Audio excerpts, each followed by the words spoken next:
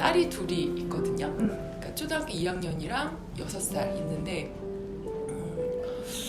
첫째랑의 이제 관계에 대해서 좀 약간 고민이 되는 부분이 있어요. 그러니까 둘 다 너무 다 제 딸이니까 제 배 아파서 낳은 제 딸이니까 둘 다 너무 예쁜데 둘째가 더 예쁘다 그래야 되나? 둘째는 뭘 해도 화가 나지 않는데 첫째에 대한 잣대가 너무 보통 다 그렇지 않아요? 그랬나요?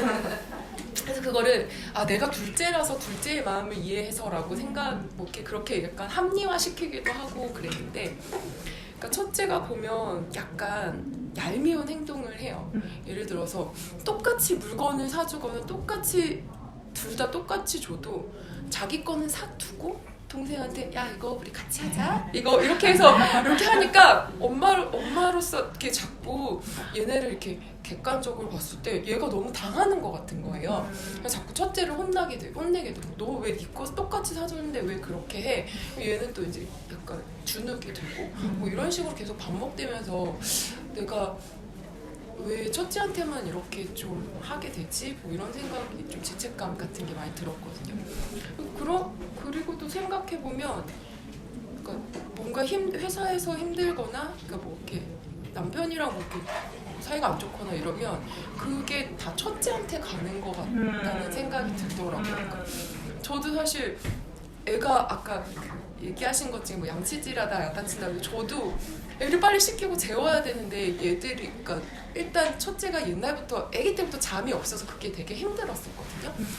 그러니까 얘가 빨리 하고 빨리 잤으면 좋겠는데 빨리 씻어야 되는데 막 씻으면서 춤을 추는데 사실 그게 너무 사랑스러운 행동인데도 불구하고 제가 화를 내고 조용히 하고 빨리 씻어 이렇게. 근데 둘째한테는 그게 상대적으로 덜 하거든요. 그러니까 얘한테 자꾸 이렇게 하면서 내가 그러니까 얘가 상처받지 않을까? 도대체 내 마음이 뭘까? 뭐 이런 생각도 들고 얘를 대할 때나 얘한테 어떤 식으로 이렇게 가이드 해야 될지 뭐 이런 거에 대해서 좀 계속 고민이 되더라고요.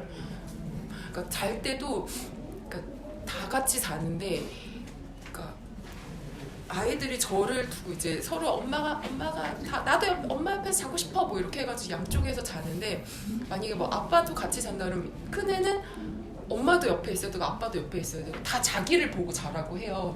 그럼 둘째는 그래 뭐 내가 양보할게 이러고 혼자서 이렇게 자는데 그것도 좀 안쓰러우면서 아빠가 좀 늦게 들어오고 셋이 자면 첫째가 항상 그걸 바라니까 그래 내 엄마 못 해주겠냐고 둘째는 사실 방치하고 이렇게 같이 첫째를 보고 자거든요. 근데 아빠까지 같이 있으면서 아빠도 나만 봐 엄마도 나만 봐 하니까 그럴 때는 저도 막 또 화가 나는 거예요.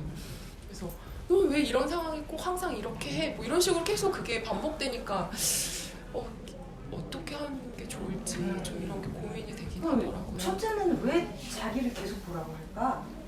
그게 이제 보통 첫째들이 우리가 키울 때는 잘 모르잖아요. 막 1살밖에 안 많은데 얘는 되게 큰 애처럼 대하고 얘는 애기처럼 대하고 그게 이제 어릴 때 엄마가 하기 쉬운 그리고 거의 다 하는 실수인데 근데 그때는 너무 힘드니까 그리고 얘가 손이 훨씬 많이 가고 뭐 상대적으로 또 그 발육은 막 되게 크게 느껴지니까 그 시차가 어쩔 수 없이 이제 그렇게 되기는 하는데 중간중간 아유 이러면 안 되지 얘도 애기지 이거를 해야 되는 거잖아요. 근데 보통은 그러질 못하고 어떤 시기까지 근데 어느 정도 딱 크면 이제 좀 많이 비슷해지지 2살 차이라도 뭐 한 9살 11살 막 이러면 비슷비슷해지는 것처럼 그 애기 때 근데 그런 걸 해서 그때 걔한테 너무 많은 짐을 지우거나 큰애처럼 하거나 아니면 엄마는 얘만 사랑한다는 어떤 그런 착각을 오해를 불러일으킬 만한 행동들을 되게 많이 한다거나 이럴 경우에 첫째에게는 되게 한동안 채워지지 않는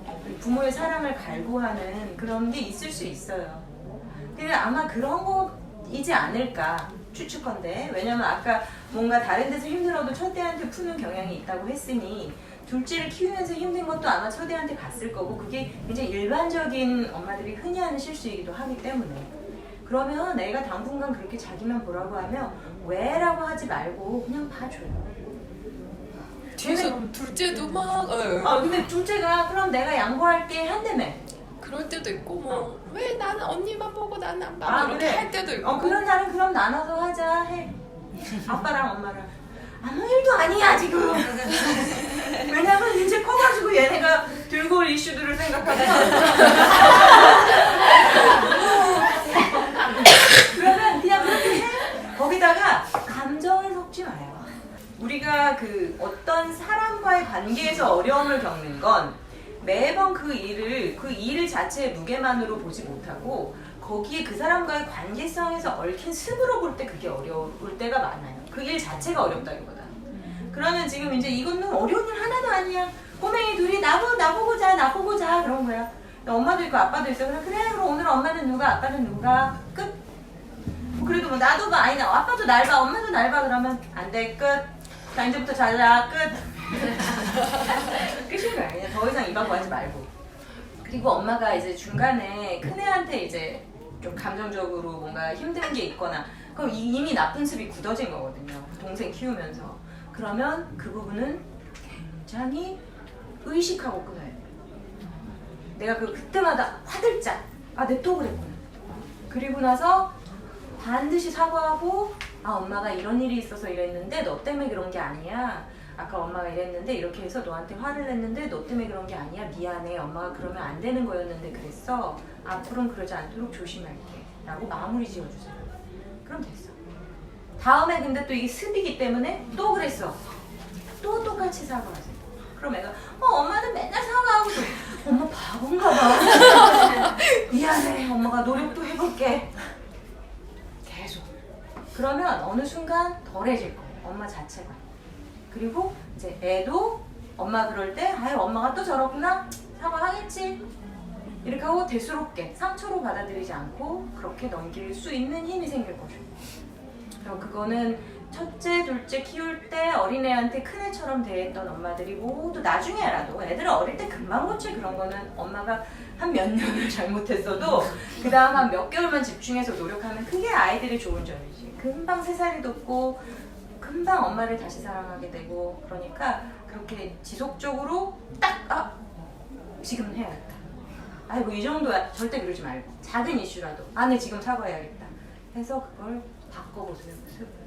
제가 아침에는 아이들을 못 보고 이제 출근을 하고 저녁 때 한 8시 정도에 집에 가면 애들이 보통 10시에 자니까 저한테 2시간 정도의 시간이 주어지는데 계속 잔소리를 하게 되는 거예요. 그러니까 애 시간에 애 인생은 내 것, 내 시간은 내 인생은 나의 것 이게 아니라 그러니까 초등학교 2학년이니까 얘가 뭔가 이제 그래도 숙제도 알림장도 봐줘야 되고 숙제도 봐줘야 되고 하는데 그거를 알아서 하지는 않으니 옆에 이제 앉혀놓고 뭘 해야 되는데 그 하루에 곧 2시간 보는 시간에 계속 애한테 이거 해라 저거 해라 이렇게 잔소리를 하고 있으니까 잘 때 되면 되게 반성을 하게 돼요.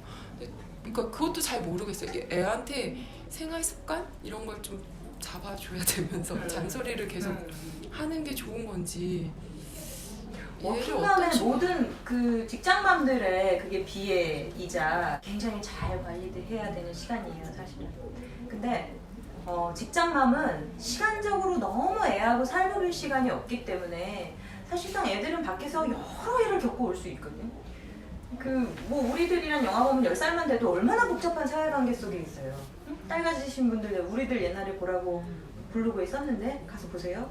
그러면 그렇게 다단한 것을 겪고 집에 왔을 때 그게 전엄맘이어도 어느 결에 굉장히 민감하게 많은 것이 이제 감정적으로 교차하다가 엄마가 캐치하고 또 아이가 그 마음을 터놓을 어떤 그 모멘트를 만나고 그러면서 엄마가 그걸 알게 되는 어렵게 알게 되는 그런 일인데 직장맘이 한두 시간 와가지고 애가 밖에서 어떤 걸 겪고 왔는지 알 수가 없는 거예요.